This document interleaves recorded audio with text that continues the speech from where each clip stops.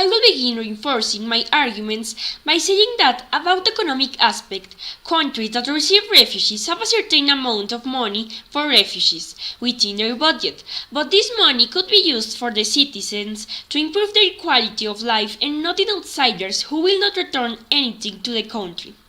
Now, about my shock of cultures argument, my opponent refutes it by saying that criminal acts committed by refugees are not a big problem, which can be solved by hiring more police or teaching culture to refugees. However, we see that hiring more police would imply greater spending for the government, and having more police does not ensure that the crimes will be reduced. In addition, it's very difficult to impose another culture to a person who has different thoughts. They will not learn in one day the customs of another country, and they will not change their way of thinking. If they have been taught that women are worthless and that they can do what they want with they will continue thinking in that way, because that is part of their culture and their religion.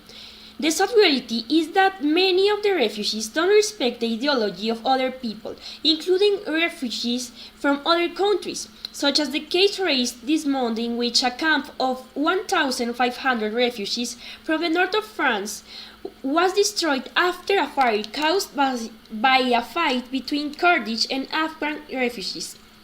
But this lack of respect is not only for the refugees, it's also for the residents of the country who received them.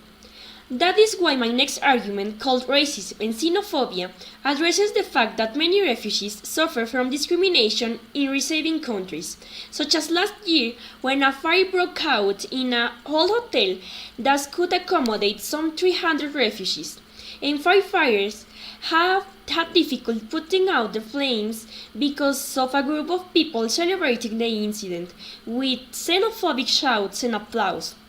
Some of the demonstrators were commenting joyfully what was happening. In addition, it's suspected that the fire was caused by xenophobia.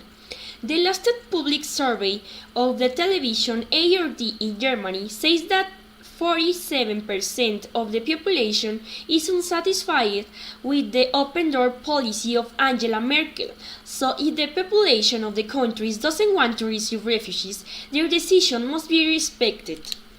Another of my arguments is conflict of interest, since countries receiving refugees can be put at risk, because if two countries are at war and another country decides to receive refugees from one of those who are at war, the other country will take it as a support for its enemy and may retaliate against the country that helped, even if its intention has not been to side with any of the countries at war. But this action can clearly cause the countries that help with enemies only for have helped the country, putting itself in danger.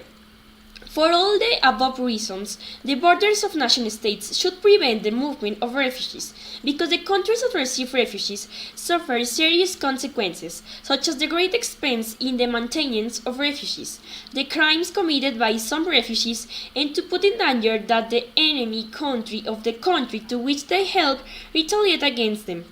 Moreover, in many occasions refugees come out of violence to enter into more violence, stemming for racism and xenophobia in many countries. The solution to this problem is that the war ends.